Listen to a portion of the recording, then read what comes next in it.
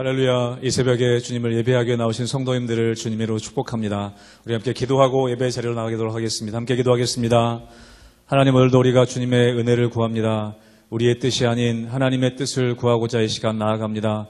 우리의 뜻대로가 아니라 주님 뜻대로 우리를 인도하여 주시옵소서. 주의 말씀이 있는 곳에 우리가 거하게 하여 주시고 하나님 말씀을 쫓아가는 오늘 하루 될 수 있도록 은혜 허락하여 주시옵소서. 감사하며 예수 이름으로 기도하옵나이다. 아멘.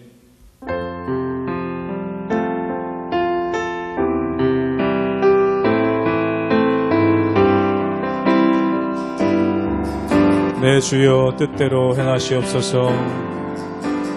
내 주여 뜻대로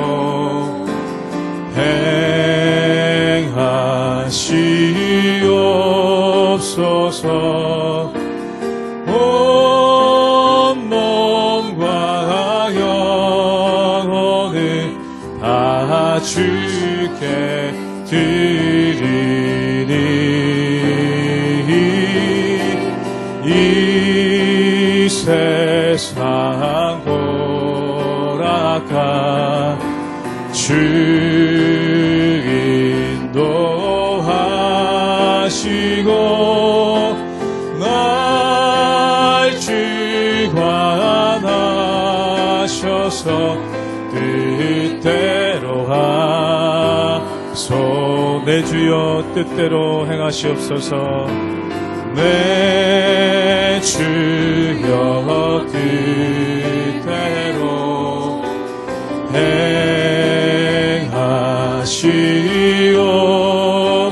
행하시옵소서. 큰 근심 중에도 낙심케 마소서.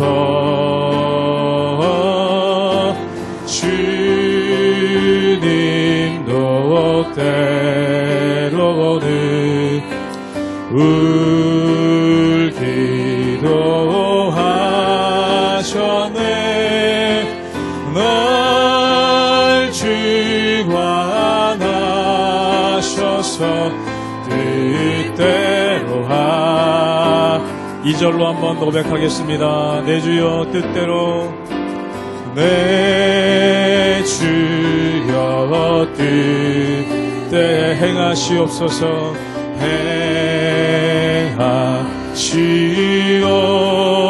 행하시옵소서. 큰 근심 중에도 낙심케 마소서.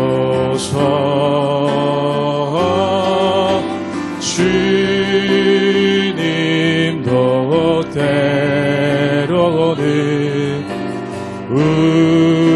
울기도 하셨네. 날 주관하셔서 뜻대로 하소. 내 주여 뜻대로. 내 주여 뜻대로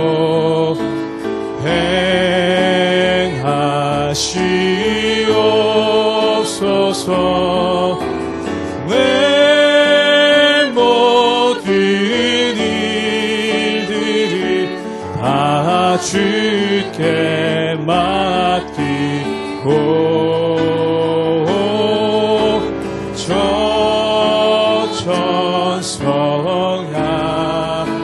성향하여 고요히 가리니 살든지 죽든지 뜻대로 하소. 살든지 죽든지 뜻대로 하소서. 살든지 죽든지 뜻대로 하소서.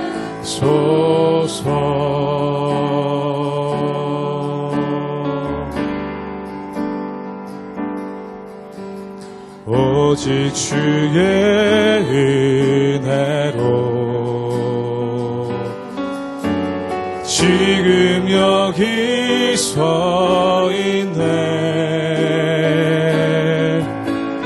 한없는 경배, 한없는 찬양, 내 영혼 예배 드리네. 나를 위해 이 땅에, 나를 위해 이 땅에 오신 주의 은혜, 십자가 고통 이기신 주님, 그 은혜 어찌 잊으리.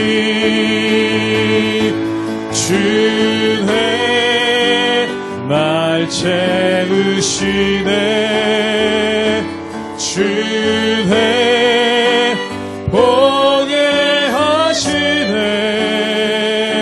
살아가는 동안 은혜로만 살리.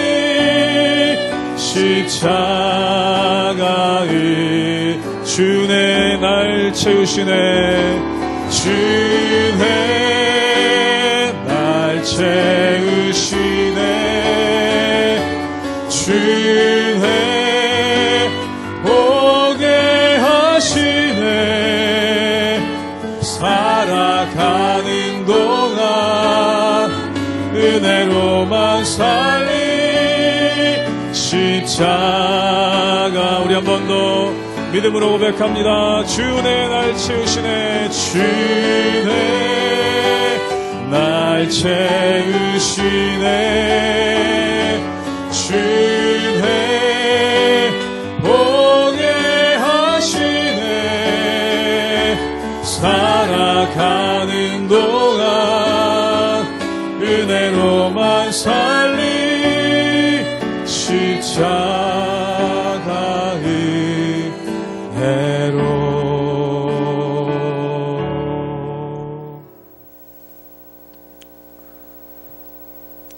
할렐루야. 우리 하나님의 은혜와 평강이 우리 성도님들 삶 가운데 날마다 가득하시기를 주님의 이름으로 축원합니다. 우리가 계속해서 이 출애굽기를 통해서 이스라엘에게 주신 하나님의 율법에 대해서 우리가 살펴보고 있습니다. 그런데 이 율법을 읽어보다 보면 정말 굉장히 세세하고 또한 여러 가지 부분 가운데 자세하게 기록되어 있는 것을 보게 됩니다. 그런데 이 모든 율법에 한 가지 전제가 있죠. 그 전제는 뭐냐면 바로 하나님을 경외함으로 이 모든 것들을 하라는 것입니다. 즉 다시 말해서 하나님을 경외하는 마음으로 율법을 지키고 또한 하나님을 경외하는 마음으로 율법을 지킬 때 우리가 온전한 공동체를 이뤄나갈 수 있는 능력이 그 가운데 있다는 것입니다. 사랑하는 여러분, 사람은 참으로 악합니다.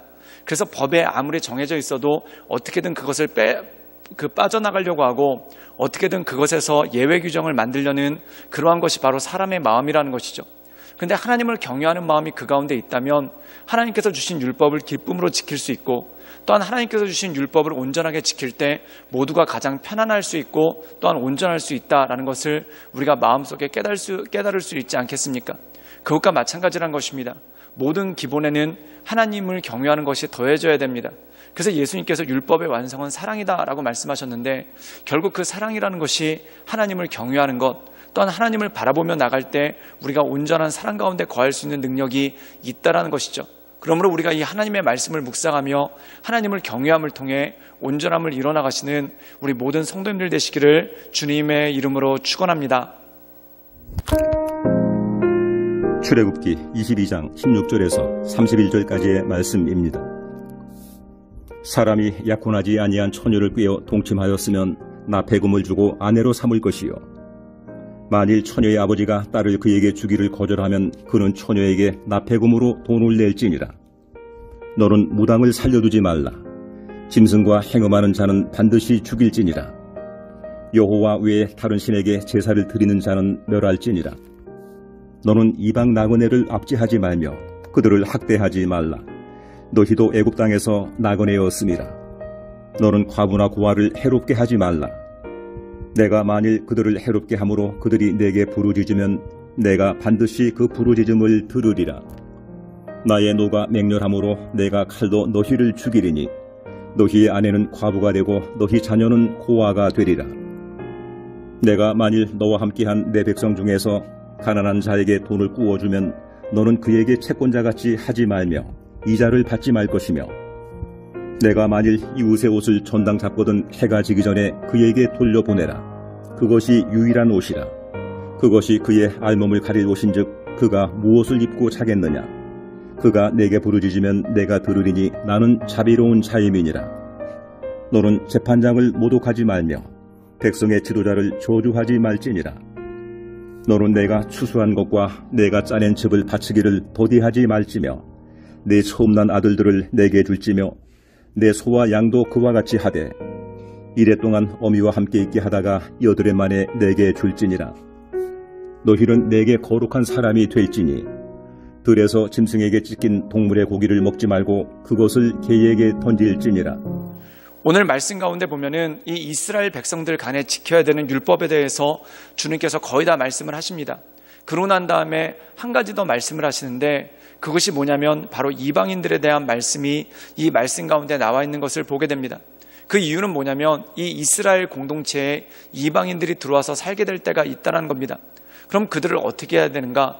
그들이 온전히 하나님의 은혜 가운데 거할 수 있도록 그들을 잘 돌봐주고 또한 그들을 잘 섬기라라는 말씀이 그 가운데 나오죠. 또한 과부와 고아에 대해서 섬기라는 말씀도 나옵니다. 이 당시에 이스라엘은 노동을 하기가 참 힘들고 어려운 환경입니다. 그래서 집안에 어른 남자가 있지 않으면은 경제적으로 굉장히 어려운 삶을 살 수밖에 없다는 것이죠. 즉 다시 말해서 땅이 주어져 있어도 어른 남자가 없으면은 그 밭을 갈 수가 없기 때문에 온전하게 그 음식들, 즉 다시 말해서 먹을 것들을 예비할 수가 없는 일들이 참 많다는 것입니다. 그래서 어른 남자가 없는 가정들, 즉 다시 말해서 남편 없는 여인과 또한 아버지가 없는 자녀 아이들을 잘 돌보는 것이 이 공동체를 위해서 굉장히 좋다라는 것이죠. 또 하나 더불어 말씀하신 것이 있는데 이 분깃을 받지 못한 이방인들이 있더라는 것입니다. 이들에게도 동일하신 하나님의 은혜를 내리고 하나님의 인도하신 가운데 나가게끔 하라라는 말씀이 그 가운데 있다라는 것입니다. 우리 함께 출애굽기 22장 23절의 말씀을 읽도록 하겠습니다. 제가 읽겠습니다. 내가 만일 그들을 해롭게 함으로 그들이 내게 부르짖으면 내가 반드시 그 부르짖음을 들으리라. 사람의 악함 중에 하나가 뭐냐면 누군가에 대해서 해코지를 할 때 그 사람 배후에 누가 있느냐를 곰곰이 잘 살펴봅니다. 예를 들어서 이 사람한테 해코지를 했는데 내가 그 해코지로 인해서 엄청나게 어려운 일을 당할 것 같다. 그럼 해코지를 안 하게 되죠. 그런데 이 사람은 마음대로 해도 내가 아무런 일을 당하지 않을 것 같다라고 하면 마음대로 하는 것이 바로 사람의 모습이라는 것입니다. 그런데 주님께서는 그들에게 뭐라고 말씀하시냐면 마음대로 하지 말아라, 함부로 하지 말아라 라는 말씀이 이 말씀 가운데 있다는 겁니다. 그 이유는 뭐냐면 그들 배후에 부모도 없고 또한 그들 배후에 그들을 든든하게 받쳐줄 만한 어떤 기반도 없지만 가문도 없지만 그들 배후에 하나님이 계시기 때문에 그렇다는 것이죠. 그래서 예수님께서 동일하게 말씀하시는 것 중에 하나가 너희가 소자한테 물 한 그릇 대접한 것도 그것이 예수님께 한 것이다 라는 말씀이 있습니다. 즉 소자란 무엇입니까? 뒤에 아무도 없다라는 것입니다. 예를 들어서 어린아이라 하더라도 귀족 집안의 어린아이, 그럼 사람들이 모두 다 조심하고 또한 사람들이 모두 다 주의하겠죠. 그런데 어린아이인데 아무도 돌봐주는 부모가 없는 길거리에 있는 그냥 거지 같은 어린아이라고 생각해 보십시오.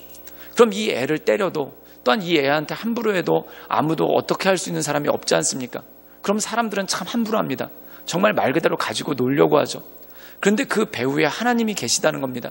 그렇기 때문에 하나님을 경외하는 사람은 소자 작은 아이 하나를 봤었을 때 그 아이를 함부로 하지 않습니다.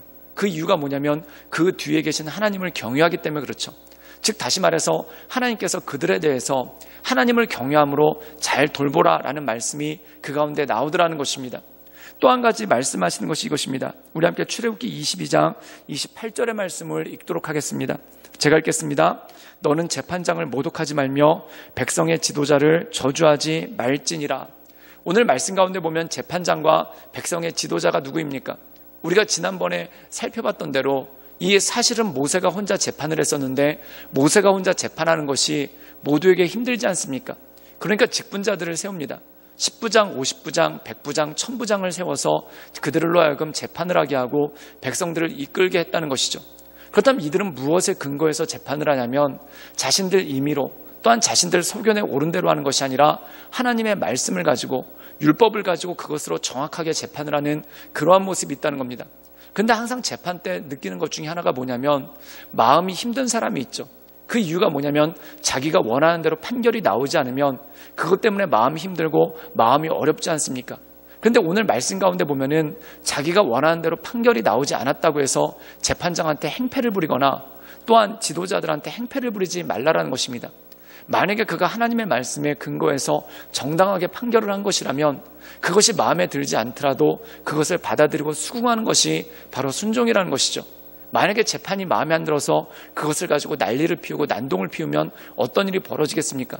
결국 각자의 소견에 옳은 대로 나가게 되고 하나님의 법이 아니라 무력, 말 그대로 목소리가 큰 사람이 이기게 되는 그러한 모습 가운데 나갈 수밖에 없다라는 것이죠. 그렇기 때문에 주님께서는 이 말씀을 통해서 우리에게 너희들의 재판장을 존중하고 지도자들을 존중하고 그들에게 함부로 하지 말아라 라고 얘기합니다. 만약에 이들에게 함부로 하게 되면은 말 그대로 하나님의 율법이 임재하는 것이 아니라 하나님의 율법에 의해서 백성들이 이끌어지는 것이 아니라 무력에 의해 통치되는 말 그대로 세상의 정물과 같이 똑같은 그러한 모습이 있기 때문에 그렇다는 것이죠.